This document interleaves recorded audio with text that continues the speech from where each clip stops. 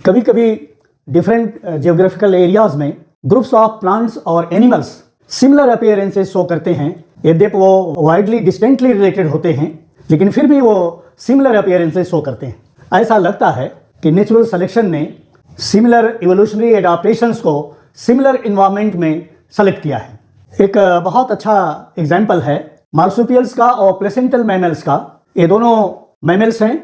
Marsupials जो हैं वो ऑस्ट्रेलिया में डेवलप हुए और प्लेसेंटल्स जो हैं रेस्ट ऑफ द जो कॉन्टिनेंट्स हैं उस पर डेवलप हुए।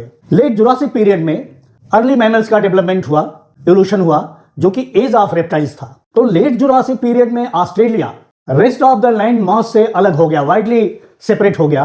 तो ऑस्ट्रेलियन रीजन में प्रिमिटिव मैमल्स रहे, लेकिन रेस्ट ऑफ द जो लैंड थी, जो अदर कॉन्टिनेंट से जो एक दूसरे से जुड़े हुए थे, वहां पर प्रिमिटिव मैमल्स के अलावा कार्निवोरस मैमल्स भी डेवलप हुए लेटर पीरियड में। ये जो कार्निवोरस मैमल्स थे वो प्रिमिटिव मैमल्स को वहां से आउट कर दिए, क्योंकि ये कार्निवोरस थे, उनको किल किए, वहां से बिल्कुल समाप्त किए। कोई land connection rest of the continent से और ऑस्ट्रेलिया से नहीं था, इसलिए ये कार्निवोरस मैमल्स वहां नहीं पहुंच सके। तो जब नहीं पहुंच सके और इनका डेवलपमेंट ऑस्ट्रेलियन रीजन में नहीं हुआ, तो वहां पर प्रिमिटिव मैमल्स ही इवॉल्व करते रहे। तो दोनों जगहों पर ग्रुप्स ऑफ प्लांट्स और animals similar evolutionary adaptation show करते हैं। इसमें एक एग्जांपल आपको दिया जा रहा है जो कि बहुत पॉपुलर है, मार्सुपियल्स का और प्लेसेंटल मैमल्स का। मार्सुपियल्स प्रिमिटिव मैमल्स होते हैं और ये ऐसे मैमल्स हैं जिनके एब्डोमेन पर पाउच पाया जाता है। और मार्सुपियल्स में जो यंग वन होता है वो इमेच्योर कंडीशन में बॉर्न होता है और उसके बाद उसको वो पाउच में मार्सुपियल्स जो हैं ट्रांसफर कर देते हैं और रेस्ट ऑफ द वो अपना डेवलपमेंट जो है उस मार्सुपियम में एब्डोमेन के अंदर करता है। जब वो आउटसाइड वर्ल्ड में आने के लायक हो जाता है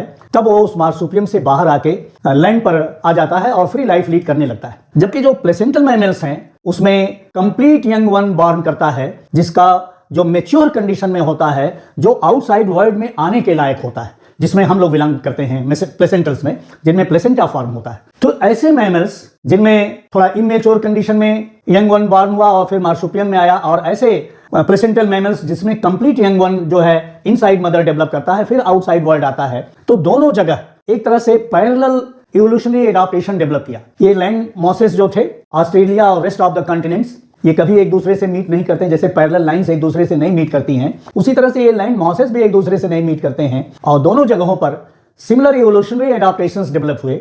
इसलिए इसको कहा गया ये पैरेलल इवोल्यूशन है और ये पैरेलल इवोल्यूशन भी कन्वर्जेंट इवोल्यूशन है। दोनों जगहों पर सिमिलर इवोल्यूशनरी एडाप्टेशंस डेवलप करते हैं। ये ऐसे जो सिमिलर इवोल्यूशनरी एडाप्टेशंस डेवलप होने का मुख्य कारण यह है कि दोनों जगहों पर ऑस्ट्रेलिया में और रेस्ट ऑफ द कॉन्टिनेंट्स में जो इन्वायरमेंटल कंडीशंस थी वो सिमिलर थी। इन्वायरमेंटल कंडीशंस सिमिलर थी और सेलेक्टिव प्रेशर्स उन एनिमल्स पर जो था वो भी सिमिलर था। तो इन दो कारण से सिमिलर सेलेक्टिव प्रेशर और सिमिलर इन्वायरमेंटल कंडीशंस ये दोनों लैंड्स पर ऑस्ट्रेलिया में और रेस्ट ऑफ द कॉन्टिनेंट्स में, ऑस्ट्रेलिया में जिसमें मार्सुपियल्स पाए गए और रेस्ट ऑफ द कॉन्टिनेंट्स में जिसमें प्लेसेंटल मैमल्स पाए गए, दोनों जगह कंडीशन एक तरह की थी। तो एक तरह का इवोल्यूशनरी डेवलपमेंट हुआ। तो जब एक तरह का इवोल्यूशनरी डेवलपमेंट हुआ तो इसको कहा गया कि ये भी पैरेलल इवोल्यूशन है, लेकिन ये भी कन्वर्जेंट इवोल्यूशन है।